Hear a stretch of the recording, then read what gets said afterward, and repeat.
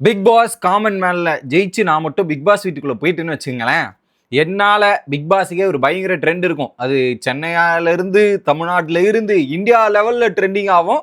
India லெவல்ல பயங்கரமான reach, ஒரு இந்தியாவுக்கு ஒரு பெருமையான பயன் கொடுக்குற அளவுக்கு ஒரு கண்டஸ்டண்டா நான் திகழ்வேன் அப்படின்றத சொல்லிக்கிறேன் அப்படின்ற மாதிரி இன்னைக்கு ஒரு கண்டஸ்டன்ட் பேசியிருக்காப்புல. அவரையும் செலக்ட் பண்ணியிருக்கிறாங்க நம்ம ஜட்ஜஸ். இதுக்கு என்னத்த சொல்றதுன்னு எனக்கு தெரில. இன்னொரு பக்கம் ஒருத்தர் வந்து செஞ்சு விட்டாரு 4 பேரையும், அந்த 3 ஜூரிஸ் மற்றும் மாயாவெல்லாம் செஞ்ச செய்கை இருக்கு பாருங்க, தரமான செய்கை. அந்த மாதிரி ஒரு செய்கை நடந்தது.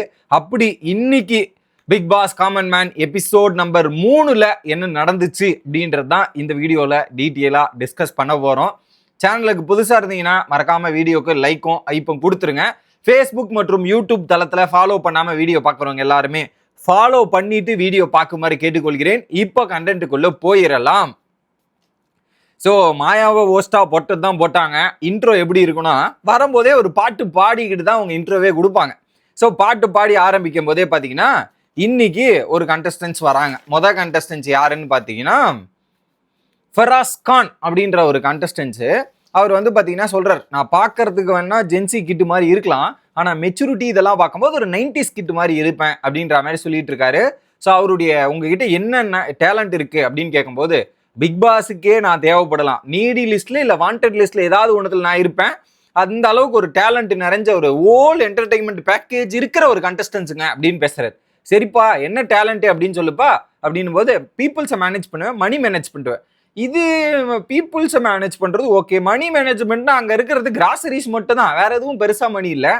என்ன நீங்கள் பிக் பாஸுக்கு போனால் என்ன அப்படின்னு, எதனால பிக் பாஸுக்கு போகணுன்ற கேள்வி கேட்கும்போது கூட அவர் என்ன சொல்கிறாருன்னா, நான் நல்லவனா கெட்டவனான்னு எனக்கே தெரில, ஸோ உனக்கு ஃப்ரெண்ட்ஸ் இருக்காங்களான்னு கேட்டால் ஃப்ரெண்ட்ஸும் எனக்கு இல்லை அப்படின்னும் போது, ஸோ நான் என்ன ஆளுன்னு கேட்குறேன், உன்னை விட பெரிய ஆள் யாருப்பா அப்படின்னு கேட்குறாங்க. எலன் மஸ்க் தான் என்னுடைய பெரிய ஆள். அவர் என்ன பண்ணியிருக்காரு என்னெல்லாம் பண்ணியிருக்காருன்னா அதுக்கான ஒரு கிளாரிட்டியும் கொடுக்கல, அதுக்கான ஒரு தெளிவுமே அவர் சொல்லலை. எலன் மஸ்க் இதெல்லாம் பண்ணியிருக்காரு, இன்வெஸ்ட்மெண்ட் பண்ணியிருக்கனா என்னென்ன இன்வெஸ்ட்மெண்ட் எதில் பண்ணியிருக்காரு என்னென்ன அப்படின்றது ஒரு தெளிவாக சொல்லணும் இல்லையா, அதையும் அவர் தெளிவாக சொல்கிற மாதிரியே இல்லை. அதுக்கப்புறம் அவருக்கு ஒரு டாஸ்க் கொடுக்குறாங்க. என்ன டாஸ்க்னா, பலூனை தட்டிக்கிட்டே இருந்துட்டு இருங்க, அந்த நபரோட ஃபோட்டோவை காமிச்சிட முதல்ல நீங்கள் அதை பார்த்துருங்க, பார்த்தா தான் உங்களுக்கு கரெக்டாக தெரியும் அந்த ஃபெராஸ் கான் யார் அப்படின்றத. ஓகே, ஃபோட்டோ காமிச்சிடறேன், அதை நீங்கள் பார்த்துங்க மக்களே. ஃபெராஸ் கான் இந்த இவர் தான், திஸ் ஃபெரோஸ் கான் இருக்கார் இல்லையா, இவர் தான். என்ன பண்ணிட்டாங்க, பலூனை தட்டிக்கிட்டு 2 சட்டை 2 பேண்ட்டை போடணும். அவர் போட்ட உடனே பார்த்தீங்கன்னா, ஸோ ராஜு சொல்கிறார், உங்களுக்கு வந்து இந்த லாஸ் பண்ணுறது கூட தோக்கிறது கூட தைரியமாக உங்களுக்கு ஃபேஸ் பண்ண தெரியுமா தெரியலையான்னு எனக்கு தெரில, பட் இருந்தாலும் நீங்கள் அழுதுருவீங்க, உங்களுக்குள்ள ஒரு அழுகையே கோபம் வரும், அதனால் நான் என்ன பண்ணுறேன், உங்களுக்கு ஒரு மாத்திரை கொடுக்குறேன்ற பேரில் ஓல்டு பண்ணி வெயிட்டிங் லிஸ்ட்டில் போட்டிருக்காங்க. இவங்க எத்தனை பேர் தான் ஓல்டு பண்ணுவாங்கன்னு தெரில. நேத்தே கிட்டத்தட்ட 12 பேர்ல நேத்து வரைக்கும் 4 பேர் செலக்டட், 4 பேர் ரிஜெக்டட், 4 பேர் ஓல்டுல, இன்னைக்கு 5வது நபர். அடுத்ததாக காமாட்சி யுமா மகேஷ், இந்த நபர் இருக்காங்களே, இந்த நபரை பத்தி நோட் பண்ணிக்கங்க. ஏன்னா இந்த நபரை பத்தி நம்ம இன்னொரு வீடியோல இன்னைக்கே நம்ம பேச போறோம். ஏன்னா வெளியே போயிட்டு நிறைய இன்டர்வியூலாம் கொடுத்துருக்காங்க. இவங்க தான் தெரியுதா, நல்லா தெரியுதா பாத்துங்க, காமாட்சி உமா மகேஷ். ஓகே, இவங்க வந்த உடனே ஒரு டைலாக் போட்டா மாதிரி, ஹியூமனிட்டியோட பெரிய எக்ஸாம்பிளே யாருன்னா நீங்க 3 பேர் தான், ஓவியா, ஹரி மற்றும் ராஜ் தான் அப்படின்னாங்க. ஆனா ஹியூமனிட்டியில மாயா நானும் தான் அப்படின்னும் போது, மாயா ஹியூமனிட்டி பத்திலாம் நீங்க பேசலாமா, அதுக்கெல்லாம் ரைட்ஸ் இருக்குதா அப்படின்ற மாதிரி நமக்கே கேட்க தோணுமா இல்லையா அப்படின்ற மாதிரி பேசிட்டு, எதுக்குங்க பிக் பாஸ் வந்திருக்கீங்கன்னும் போது, நான் ஒரு சிங்கிள் மதரா கேப் டிரைவரா இருக்கேன், ஸோ எனக்கு வந்து பார்த்தீங்கன்னா நிறைய ஆசைகள் இருந்தது பிக் பாஸுக்கு போகணுன்றதுக்காக. ஒரு பாயிண்ட்ல வந்து இல்லை, பேசுறதுக்கான ஒரு ஆசைகள் இருந்தது, பேச்சு திறமை நிறைய பேசிக்கிட்டே இருப்பேன், பேசலாம்னு நினைச்சேன். ஒரு பாயிண்ட்ல எங்க ஹஸ்பண்ட் இருந்ததுக்கு அப்புறம் ஃபேமிலி சுச்சுவேஷனை பார்த்துக்கிற நிலைமையில இருந்ததால என்னால் அதை ஃபோக்கஸ் பண்ண முடியல. இப்போ என் பசங்கள்லாம் வந்து அவங்கள கொஞ்சம் பார்த்துக்க ட்ரை பண்ணியிருக்காங்க. ஸோ எனக்கு ஒரு பிளாட்ஃபார்ம் வேணும், அந்த பிளாட்ஃபார்ம்ல வந்து என்ன நான் ப்ரூவ் பண்ண ட்ரை பண்றேன் அப்படின்ற மாதிரி சொல்றாங்க. சரிப்பா, அதுக்கு நீங்க பட்டிமன்றன்ற பிளாட்ஃபார்மே கரெக்டாக யூஸ் பண்ணியிருக்கலாமே, எதுக்கு நீங்க வரணும், ஏன்னா பேசணும்னு நினைக்கிறீங்க, பேசுறதுலாம் பட்டிமன்றதுலேயே பேசிடலாமே, இங்க எதுக்கு வரணும் அப்படின்னு கேட்கும்போது, இல்லை என் பெஸ்ட்டை கொடுக்கணும், எனக்காக ஒரு ஃபேம் வேணும், எனக்குன்னு ஒரு சுய கௌரவம்லாம் இருக்கு, அதெல்லாத்தையும் நான் பண்ணணும் இல்லையா அப்படின்ற மாதிரி சொல்றாங்க. ஏன்னா அவங்க ஃபேமிலியில இந்த மாதிரி அவங்க ஹஸ்பண்ட் இறந்ததுக்கு அப்புறம் நிறைய புட் டவுன் பண்ணியிருக்காங்க போல, அதெல்லாம் தாண்டி நான் சுய கௌரவமா வந்து இவ்வளவு தூரம் நான் போராடிட்டு இருக்கேன், அதனால எனக்கான விஷயத்த நான் தானே சொன்னா நல்லா இருக்கும்ன்ற மாதிரி சொல்றாங்க. ஓகே, உடனே ஆரி என்ன சொல்லிட்டாப்ல, பேச்சாளர் தானே நீ வேணும், உனக்கு வந்து நான் ஒரு வாய்ப்பு கொடுக்குறேன், நீ வந்து பேசணும்னு எதிர்பார்க்குறீங்க, அதனால நான் என்ன பண்றேன், பட்டிமன்றத்துல ஒரு வாய்ப்பு தரேன், அப்புறம் நீங்க இந்த பிக் பாஸுக்கு போகணும் அப்படின்ற மாதிரி கேள்வி கேட்கிறேன். நீங்க பேசணும்னு நினைச்சீங்க, அதுக்கு வாய்ப்பு கொடுக்குறேன்னும் போது இல்ல பட்டிமன்றத்தில் தான் அந்த குறிப்பிட்ட டைம் வரையும் தான் பேச முடியும், அதை தாண்டி நான் யாரு, என்ன வழிகள், என்னென்ன பாதைகளை தாண்டி வந்திருக்கேன் இல்லையா, அதுக்கு ஏதாவது ஒன்று சொல்லணும் இல்லையா அப்படின்ற மாதிரி அவங்க பேசுறாங்க. பேசி முடிச்சோடனே என்ன பண்ணிட்டாங்க, தத்துவமாலாம் பேசுறீங்க, பட் அதெல்லாம் ப்ராக்டிக்கலா இல்லைன்ற மாதிரி ஓவியா ஓரங்கிட்ட ராஜு வந்து உங்களுக்கு ஒரு என்டர்டெயின்மெண்ட்டும் இந்த மாதிரி ஒரு பேசுறதுக்கு வந்து உங்களுக்கு ஒரு பெரிய ஸ்ட்ரகிள் ஆயிருக்கும்னு சொல்லிட்டு ஆன் ஓல்டுன்றாங்க. இப்போ என்ன, இவங்களுக்கு வந்து ஸ்ட்ரகிள் பேசணும்னாங்க, பேசினாங்க. நீங்க கேட்ட கேள்வி என்ன, எதனால பிக் பாஸுக்கு போகணும்னாங்க, அதை தாண்டி என்னோட விஷயங்கள்லாம் ஷேர் பண்ணணும் இருந்தாங்க. இதுக்கு அவங்க இதுக்கே போயிடலாம். ஆனா எனக்கு ஒரு கேள்வி என்னன்னா, பிக் பாஸோட டைட்டில் வின்னர்ஸ் எல்லாம் யாரு மக்களே, முக்காவாசி ஆஃப் த டைட்டில் வின்னர் பேசி மட்டுமே டைட்டில் ஜெயிச்சிருக்கிறாங்க.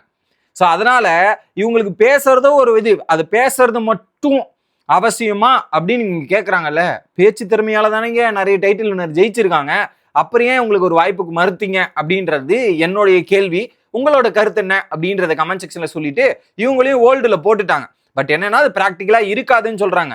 பேசுற புள்ளதான் பொழைக்கும் அப்படின்ற ஒரு தத்துவமே இருக்கு, பேசலைன்னா ஒன்றும் பண்ண முடியாது.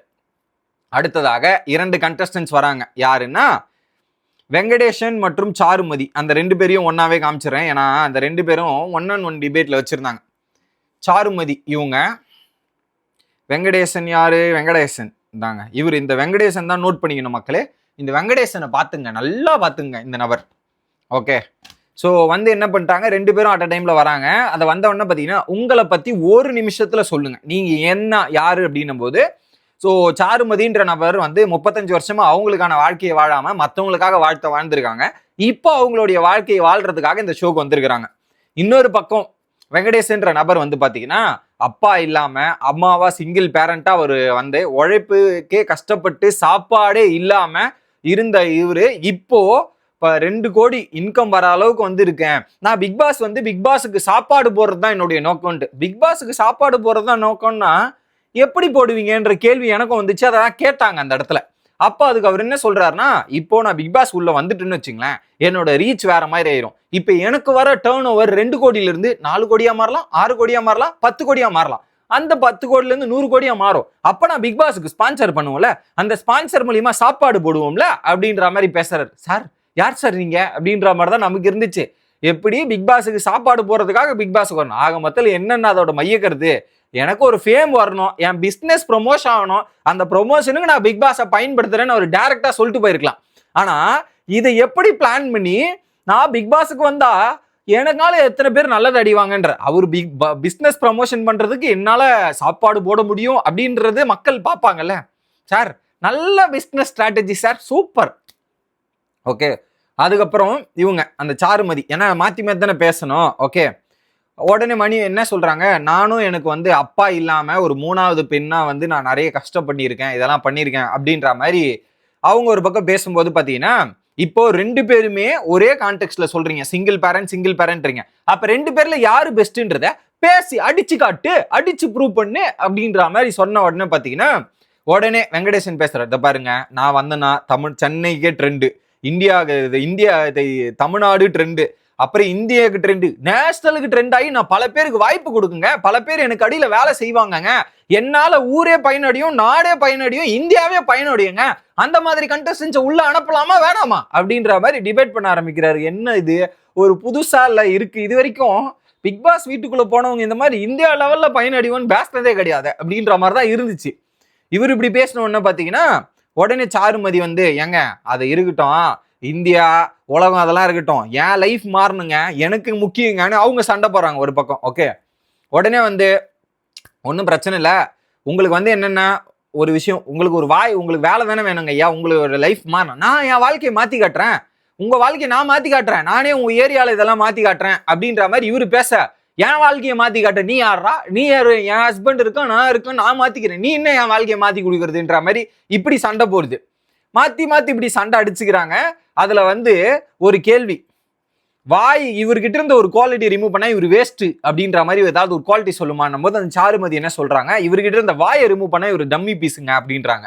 உடனே ஆமா வாய் தான் இன்வெஸ்ட்மெண்ட், வியாபாரிக்கெல்லாம் வாய் இல்லைன்னா ஒண்ணும் பண்ண முடியாது அப்படின்ற மாதிரி அவங்க ஒத்துக்கிறாரு. இன்னொரு பக்கம் இவர் என்ன சொல்றாரு அவங்க கிட்ட, அந்த அப்பான்ற அந்த வாழ்க்கை இதெல்லாம் தூக்கிட்டு அவங்க ஒண்ணும் இல்லை அப்படின்றாரு. ஸோ 2 பேருமே சேம் கான்டெஸ்ட். அதனாலதான் இவங்க நிறைய விஷயங்கள் அந்த அப்பா இல்லாம தான் இவரே இவ்வளவு தூரம் வந்திருக்கிறார். அது கஷ்டங்கள்லாம் பட்டு ஏதாவது பண்ணணும்னு முயற்சி, அந்த விஷயத்த அவங்க கிட்ட இருந்து ரிமூவ் பண்ணா எப்படி அப்படின்ற மாதிரி தான் இருந்தது. 2 பேரும் மாத்தி மாத்தி சண்டை போகுது. அப்ப வந்து ஒரு கேள்வி கேட்கறாங்க, பிக் பாஸ்ல குக்கிங் ஒருத்தர் பண்ணணும், பாதுகாக்கணும் ஒருத்தர் அப்படின்ற மாதிரி என்ன போகுது. அந்த லேடி குக்கிங் எடுத்துக்கிறாங்க. இவர் வந்து நான் பாதுகாப்பேன் அப்படின்ற மாதிரி சொல்றாரு. வேலை செய்யறதெல்லாம் நமக்கு கொஞ்சம் வேலையாகுது அப்படின்னும் போது உடனே என்ன வேலை செய்யறதுல வேலையாகுது. ஸோ வேலை செய்ய தெரிஞ்சவன் தான் அவனால பாதுகாக்கவும் முடியும். எனக்கு வேலை செய்ய தெரியும், செய்ய தெரிஞ்சதால தான் நான் பாதுகாக்கிற இடத்துலயே வந்திருக்கிறேன். இப்ப வேலை செய்யாத இடத்துல, செய்ய தெரியாத ஆள் பாதுகாப்பு இடத்துல வந்தா எனக்கு கீழே இருக்கிறவன் அவனுக்கு வேலையே செய்யாத அவன் போய் பாதுகாக்கிறான் பாத்தியாப்பா அப்படின்னு கேட்பாங்கல்ல. அப்படின்னும் போது அப்ப உங்க கீழே இருக்கிறவங்கள நீங்க கீழே ஒரு பக்கம் கீழேயா பாக்குறீங்களா அப்படின்ற ஒரு கேள்வி உருவாகுது. அங்க ஜட்ஜஸ்மே கேட்கறாங்க. அப்போ அவர் என்ன சொல்றாருன்னா, இல்ல நான் எல்லாரும் ஈக்குவலா தான் பாக்குறேன், எல்லாரும் இதுவா தான் பாக்குறேன் அப்படின்றதையும் அந்த இடத்துல பேசி முடிவு எடுக்கிறாங்க அந்த இடத்துல. ஓகே, இதுல என்ன பண்ணிட்டாங்க, இந்த டிபேட்ல வந்து வெங்கடேஷன் பயங்கரமா டாமினேட் பண்ணிட்டாரு. சாருமதியோட டாமினேஷன் வந்து அப்படியே சைலண்ட் ஆயிட்டாங்க.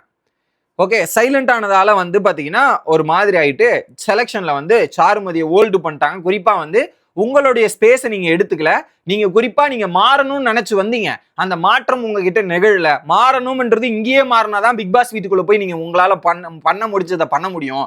இங்க மாற்றம் இன்னும் மாறிக்கிட்டு வாங்கன்ற மாதிரி கொடுத்தாச்சு. அவங்க அப்செட் ஆயாச்சு. பட் ஓல்டுன்றதால ரிஜெக்ட் ஆகாத வரையும் ஓல்டுன்னும் போது பிரச்சனை இல்லைன்னு ஆயிடுச்சு. இந்த நபர் இருக்காரு இல்லையா, இந்த நபர் வெங்கடேஷன், அவர் வந்து பாத்தீங்கன்னா செலக்ட் பண்ணிட்டாங்க. செலக்ட் பண்ணிட்ட உடனே சொல்லிட்டாங்க, உங்களுக்கு வாய்ப்பு கொடுக்குறோம், ஆனா இதே விஷயம் வந்து உங்களுக்கு எல்லா இடத்துலயும் வந்து செட் ஆகுமான்னு எங்களுக்கு தெரியல. அடுத்து உங்களுக்கான விஷயத்த வந்து நீங்க உள் வாங்கணும், இந்த மாதிரி எடுத்துக்கிட்டீங்கன்னா உங்களுக்கு டான்சர் தான்ற மாதிரி செலக்டட் கொடுத்தாங்க. எதுக்கு செலக்ட் பண்ணாங்கன்னே எனக்கு தெரியல. என்ன ஆனா என்ன, 2 பேர் காம்படிஷன் நடக்குது. இப்போ ஒருத்தர் ரிஜெக்ட் பண்ணா இன்னொருத்தர் செலக்ட் பண்ணும்ல ஆட்டோமேட்டிக்கலா. அந்த கிரைட்டீரியால சாருமதி சொதப்பினதுனால இந்த இடத்துல வெங்கடேஷன் செலக்ட் ஆயிட்டாருன்றதான் நம்ம பார்க்கணும். வேற வழி இல்லை. என்ன 2 பேரும் 1 to 1 போது எய்தர் செலக்ட் ஆர் ரிஜெக்ட்ன்ற கேட்டகரியில வருது. ஸோ அதனால ஒரு செலக்ட் ஆயிட்டு, ஏன்னா டாமினேட் பண்ணிட்டார். அதுல ஆர்கியூமெண்ட்டும் விடாம பண்ணிட்டு இருந்தால எடுத்துட்டாங்க. அடுத்து த மெயின் மேன், இவர் தாங்க இன்னைக்கு எபிசோடோட ஷோ ஸ்டீலர் அப்படின்னு நான் சொல்லலாம். இவர் தான் பாத்துங்க, கோயம்புத்தூர்காரரு என்னங்க அப்படின்ற மாதிரி தான் பேசினாரு. வந்த உடனே பார்த்தீங்கன்னா ஜட்ஜஸ் அவரை பற்றி பேசினதா இருக்கட்டும் பயங்கரமாக இருந்தது. ஸோ நான் வந்து பார்த்தீங்கன்னா நகைச்சுவையில் நடிகன் ஆகணும் இந்த மாதிரிலாம் இருந்தது. வாய்ஸ் எனக்கு வாய்ப்பெல்லாம் ஈஸியாக கிடைக்கல. ஸோ இந்த மாதிரி இடத்துல வந்து ஒரு வாய்ப்பை பயன்படுத்திக்கணும் இல்லையா, அதில் பயன்படுத்திக்க வந்திருக்கேன் அப்படின்ற மாதிரி அவர் லைஃப்பில் நடந்த ஸ்ட்ரகிள்கள்லாம் பேசிட்டு இதுக்குள்ளே வந்தார். சரிங்க, நீங்க வீட்டுக்குள்ள உங்களை அடிச்சு சைலண்ட் ஆயிட்டீங்க, எல்லாத்தையும் கடந்து போயிருவீங்கன்னா நீங்க இந்த கடந்து போறதை வச்சு பிக் பாஸ்ல போய் என்ன பண்ண முடியும்? நீங்க எல்லாத்தையும் சைலண்ட் ஆயிட்டா எப்படிங்க? அப்புறம் எதுக்கு உங்களுக்கு பிக் பாஸ் வாய்ப்புன்னு ஆரி கேட்க உடனே கோயம்புத்தூர் குசும்புன்னா உங்களுக்கு என்னன்னு தெரியுமா, அதை வச்சு நாங்க பண்ணுவோம்ல ஸ்ட்ராட்டஜிலாம் அப்படின்னாரு. சரி, எங்களை கலாச்சு காட்டுங்க, நகைச்சுவை பண்ணுவீங்களா அப்படின்னும் போது ஓவியால ஆரம்பிச்சு, ஓவியா என்னன்னு சொல்ல. ஸோ இந்த ஓவியா சீசன்ல இருக்கும் போதெல்லாம் பாத்தீங்கன்னா அவங்க எல்லாரையும் டென்ஷன் ஆகிட்டு இவங்க வெளியே வந்துட்டு ஜாலி ஆயிட்டாங்க. ஆனா உள்ள இருந்தவங்க எல்லாம் தலையை பிச்சுக்கிட்டு வெளியே வந்து இன்னும் சுத்திட்டு இருக்காங்க. ஆர்மி எல்லாம் அந்த பார்டர்ல எல்லாம் வந்து ஆர்மி வேலையை பார்க்காம ஓவியா ஆர்மியா இருந்தாங்கன்ற மாதிரி அங்க ஒரு கவுண்டர். ராஜுலாம் வந்து எல்லாரும் டைட்டிலுக்காக போராடிட்டு இருக்கும்போது சைடுல சிந்து பாடி டைட்டில் எடுத்துட்டு போயிட்டாருன்னு அவரு முடிச்சு விட்டாப்ல. ஆரி நாமினேஷன்லாம் 1.5 மணி நேரம் பண்ணுவீங்களா, எபிசோடே 1 மணி நேரம் தான், இவர் என்ன 1.5 மணி நேரம் பண்ணாருன்ற மாதிரி ஆரி. இது எல்லாத்த விட மாயாவுக்கு ஒண்ணு செஞ்சாரு பாருங்க, செய்க அருமையான செய்வ. மாயாலாம் ஒரு விஷங்க, விஷம் அப்படின்ற மாதிரி சொல்லிட்டு வீக்கெண்ட் 5 நாள் வச்சு செய்யறது எல்லாரையும். ஆனா வீக்கெண்ட்ல வந்து வீக் டேஸ்ல செஞ்சுட்டு வீக்கெண்ட்ல வந்து மொக்க வாங்குறதே ஒரு வழக்கம். அதுலயும் குறிப்பா வந்து அவங்களுக்கு எவனா ஒருத்தன் அப்பாவி சிக்கிட்டா போதும், அவன் தலையில முறைச்சா அரிச்சு அவன் மேல பழிய போட்டு காலி பண்ணிடுவாங்க. அப்படிதான் பூர்ணிமாவை காலி பண்ணிட்டு இவ்வளவு அழகா உட்காந்துட்டு இருக்காங்கன்ற மாதிரி மாயாவோட ஆட்டத்தையே போட்டு கிளுகிளுன்னு கிழிச்சு விட்டாப்புல. நல்லா இருந்தது. ஆனா இப்படியாப்பட்ட என்னன்னா இவர் பயங்கரமா பேசினாரு, டேலண்ட்டை ப்ரூவ் பண்ணாரு. இவருக்கு ஓல்டா எப்படி ஆன் ஓல்டுல வைக்கிறேன், அப்பதான் எனக்கு வைத்தறிச்சல் வருமா இல்லையா, எனக்கு வைத்தறிச்சல் வருமா இல்லையா. நேத்து என்னத்தை கிழிச்சா அந்த கண்டஸ்டன்ஸே பேர் மறந்துட்டேன், இருங்க தேடி எடுத்துட்டு வரேன். அந்த பேரை கிழிக்கிறதுக்குன்னே அந்த பேரை தேடிட்டு வரேன். நானும் அதை கேட்கறேன். அந்த சோபனா இந்திரா குமார் அப்படின்ற நபர் என்னத்தை கிழிச்சாங்கன்னு நீங்க செலக்ட் பண்ணீங்க. நானும் இவ்வளோ இதுவா இறங்கி பேசக்கூடாதுன்னு பார்த்தா என்னையே பேச வைக்கிறீங்க ஐயா. என்னத்தை கிழிச்சான்னு நீங்க செலக்ட் பண்ணீங்க சொல்லுங்களேன். என்ன பண்ணாங்கன்னு நீங்க செலக்ட் பண்ணீங்க. இவ்வளோ பர்ஃபார்மன்ஸ் பண்ணி என்டர்டைன்மெண்ட் பண்ணி சிரிக்க வைக்கிற இதுல அவரை நீங்க ரிஜெக்ட் பண்றீங்க, மற்றவங்களை என்ன நீங்க செலக்ட் பண்ணிட்டீங்க. ஸோ இருந்ததுலேயே எனக்கு மோசமான செலெக்ஷன்னா அந்த சோபானா இந்திரா குமாரோட செலெக்ஷன் என்னால் இன்ன வரைக்கும் ஏற்றுக்க முடியல. ஜட்ஜஸ் வந்து ஃபேவரிசம் பண்ணியிருக்கிறாங்க, அது மட்டும் கிளியர் கட்டாக தெரியுது. அவங்க வந்து அந்த யாராவது ஒரு கோட்டா இருந்திருக்கும் போல, ரெக்கமெண்டேஷன் கோட்டா, அந்த ரெக்கமெண்டேஷன் கோட்டால தான் இந்த சோபா உள்ள வந்திருக்காங்க. ஸோ கண்டிப்பாக அந்த ரெக்கமெண்டேஷனில் உள்ள போனவங்கெல்லாம் சும்மாவா விட்டுருவோம், செய்வோம்ல அப்படின்ற மாதிரி தான் நான் இங்கேயே சொல்லிடுறேன். ஏன்னா நியாயமான முறையில் செலெக்ஷன் நடத்துங்க. இதுல ஃபேவரட்டிசம், பயஸ்டு, ரெக்கமெண்டேஷன் இதன் அடிப்படையிலாம் செலெக்ஷன் பண்ணீங்கன்னா சும்மா இல்லைங்க ஐயா. ஏன்னா ஒருத்தர் நல்லா பர்ஃபார்மன்ஸ் பண்ணியே செலக்ட் பண்ணாத போது ஒன்று அந்த பர்ஃபார்மன்ஸ் யாராலையும் பண்ண முடியும், அவங்களுக்கு அப்படி கொடுத்துட்டு செலக்ட் பண்றீங்கன்னா அது எந்த விதத்துல நீங்க பண்ணீங்கன்றது எனக்கு கேள்வி கேட்டே ஆகணும். ஸோ இது நியாயமே இல்லை. அடுத்து ஜாசன் கௌசி.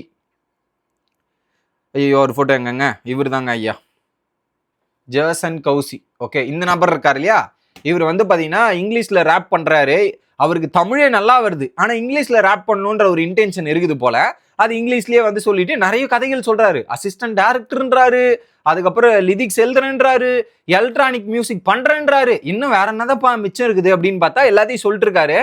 இதை தாண்டி வந்து நீங்க ஏன் இதை வந்திருக்கீங்கன்னா, எனக்காக நான் தான் ஸ்டாண்ட் பண்ணணும், நான் நிறைய கோல்டு மெடல்ஸ் எல்லாம் வாங்கியிருக்கேன். எதுனா பாக்ஸிங்ல வந்து அந்த ஊர் லெவல்ல, ஸ்டேட் லெவல்ல, அதுக்கப்புறம் பாத்தீங்கன்னா தமிழ்நாடு லெவல்ல, இந்தியா லெவல்ல லிஸ்ட் பெருசா போயிட்டு இருக்கு அப்படின்ற மாதிரி கோல்டு மெடல்லாம் வாங்கியிருக்காராம். அப்புறம் என்னப்பா கோல்டு மெடல்லாம் வாங்கியிருக்கே, உனக்கு ரெகனைசேஷன் கிடைச்சிருக்குல, அப்புறம் எதுக்கு நீ பிக் பாஸுக்கு வர அப்படின்ற ஒரு கேள்வியை கேட்கறாங்க.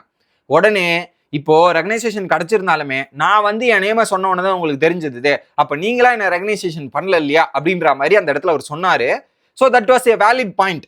ஏன்னா பிக் பாஸுக்கு நீ ஏன் வரணும் போது இவ்வளோ ரெகனைசேஷன் கிடைச்சிட்டு வந்தியே அப்படின்னு கேட்கும்போது நான் சொல்லிதான் உங்களுக்கு என் நேமே தெரியுது, அப்ப நான் சொல்லாம தெரிஞ்சிருந்தா நான் ஓகே தானே அப்படின்ற மாதிரி தரமான ஒரு லாக் பண்ணார் அந்த இடத்துல. ஓகே, அதை தாண்டி என் மூஞ்ச காட்டுறதுக்கோ என் மூஞ்ச காட்டுறதோ இது எதுக்காக, என் நேம் என் மூஞ்ச காட்டுறதுக்காக வரல, இட் இஸ் ஒரு ஐடியா, என் ஐடியா என்னன்றதை நான் காட்ட வந்திருக்கேன்ற மாதிரி பேசினாரு.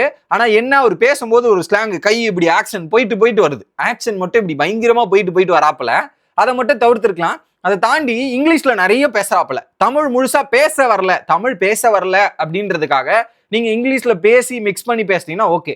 தமிழே அவ்வளவு அருமையா பேசுறாரு ஒரு பாயிண்ட்ல, நான் தமிழ்ல பேசுறேன், தமிழ் அவ்வளவு அழகா பேசுறேன், அப்புறம் எதுக்கு சார் இங்கிலீஷ்ல பேசுறீங்க? தமிழ் வராதவங்களுக்கு, கஷ்டப்படுறவங்க ஏதோ இங்கிலீஷையும் தமிழையும் மிக்ஸ் பண்ணி பேசினா ஓகே, ஆனா தமிழே சரளமா வருது, அதை விட்டுட்டு ஏன் இப்படி பேசணும்னு எனக்கு தெரியல. அதுக்கப்புறம் பாத்தீங்கன்னா ஒரு கேள்வி கேட்டாங்க அவர்கிட்ட, ஜெயிப்பது முக்கியமா நேர்மையா இருக்கிறது முக்கியமானும் போது அவர் ஓப்பனா சொல்றாரு ஜெயிப்பது தான் முக்கியம். ஸோ வின் பண்ணிட்டு அவர்கிட்ட வேணா சாரி கூட சொல்லிக்கலாம், ஆனா லாஸ் பண்ணிட்டு காரணத்தை சொல்றதை விட ஜெயிச்சுட்டு சாரி சொல்றதே மேலு அப்படின்னும் போது ஆக்சுவலா இது ரொம்ப இவரை பொறுத்தவரையும் இது இவருடைய பாயிண்ட் ஆஃப் வியூ. ஆனா பிக் பாஸ்ல மக்கள் எப்படி பார்ப்பாங்கன்றது இருக்கு. ஜெயிக்கிறது முக்கியமா நேர்மையா இருக்கிறது முக்கியமான்றது மக்கள் டிசைட் பண்ணுவாங்க மெஜாரிட்டியா. ஸோ ஒரு மோசமான ஒரு விஷயத்த பண்ணிட்டு ஜெயிக்கிறத விட நேர்மையா ஜெயிக்கிறது தான் என்னைக்குமே சிறந்தது. அதுல வந்து காசை கொடுத்து நீ இந்த மாதிரி பண்ணிருப்பா அப்படின்னு கரெக்ட் பண்ணி ஜெயிச்சுதான் அது உன்னோட வெற்றியா இருக்காதுன்றதான் என்னோட பாயிண்ட்.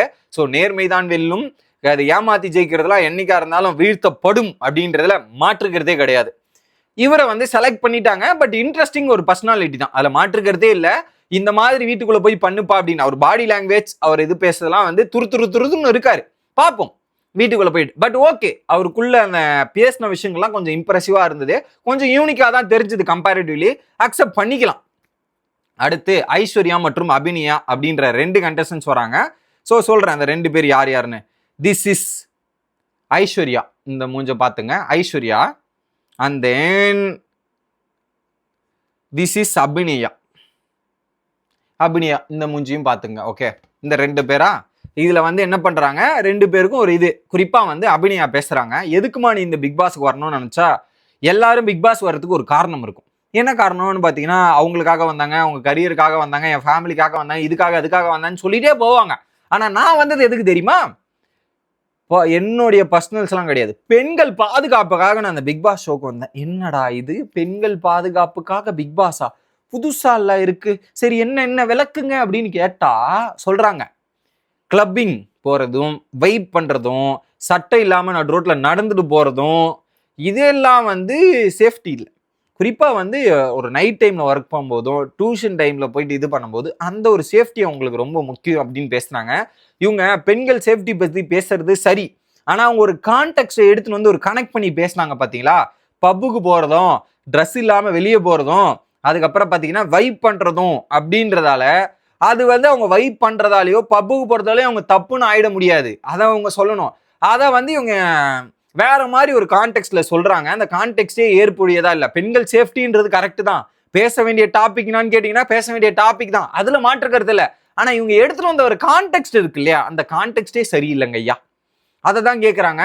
பப்புக்கு போறவங்களுக்குலாம் சேஃப்டி வேண்டாமா அப்படின்ற மாதிரி கேட்குறாங்க ஒரு கேள்வி. உடனே வந்து இல்ல பப்புக்கு போகாம கூட சர்வே பண்ண முடியும், ஆனா ஃபேமிலிக்காக வேலைக்கு போறவங்களுக்குலாம் எப்படி சர்வே பண்ண முடியும் அப்படின்ற மாதிரி கேட்குறாங்க. அப்போ பப்புக்கு போறவங்களுக்குலாம் வேலை இல்லையா, பப்புலையும் வேலை செய்யறவங்களும் ஒரு ஆளு தானே, அப்போ அவங்களுக்கு சேஃப்டி வேண்டாமா அப்படின்ற கேள்வியும் லாஜிக்கலி கரெக்ட், அதில் மாற்றுக்கிறதே இல்லை.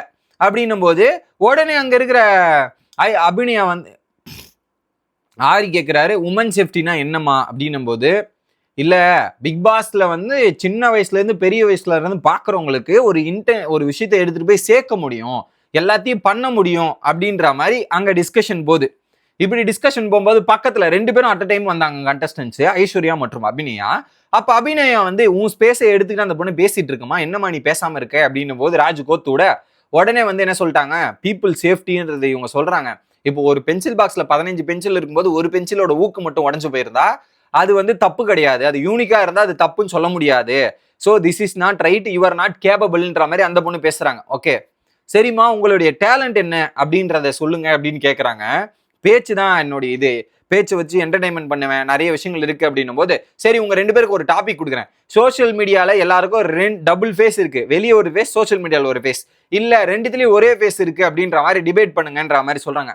டபுள் ஃபேஸ்ல வந்து பாத்தீங்கன்னா ஐஸ்வர்யாவோ, சிங்கிள் ஃபேஸ்ல வந்து அபிநயம். அப்ப ஐஸ்வர்யா சொல்றாங்க, நான் பிரஷ் பண்றதுல இருந்து இதெல்லாம் பண்றது எல்லாமே நான் இப்படிலாம் இருக்கிறத வந்து சோசியல் மீடியால காட்ட முடியாது, ஒரு சில வரைமுறைகள் இருக்கு, அதுக்கேற்ற மாதிரி தான் நம்ம காட்ட முடியும் அப்படின்ற மாதிரி சொல்றாங்க. ஃபில்டர் போட்டு தானே காட்ட முடியும் அப்படின்றாங்க. அப்படியே என்ன சொல்றாங்க, இல்ல நீங்க அப்படி பண்ணுவது வந்து ரொம்ப தப்பு, அப்ப நீங்க உங்களுக்குள்ள ஒரு விஷயம் இருக்கு, சோசியல் மீடியால வேற மாதிரி ப்ரொஜெக்ட் பண்றீங்க, அப்ப அங்க கிடைக்கிறது வந்து நீங்க ப்ரொஜெக்ட் பண்றதுக்கான ஃபாலோவர்ஸ் தான் தாண்டி உங்களுக்கான ஃபாலோவர்ஸ் கிடையாது, ரெண்டுத்துலயும் ஒரே மாதிரி இருக்கிறது தான் நல்லது அப்படின்ற மாதிரி சொல்றாங்க. அப்போ நான் வீட்டுல வந்து ஒரு மாதிரி இருக்கலாம், இப்ப அதே மாதிரி வந்து நான் சோசியல் மீடியா அந்த மாதிரி பண்ண முடியுமா, எல்லாத்தையும் பண்ண முடியாது.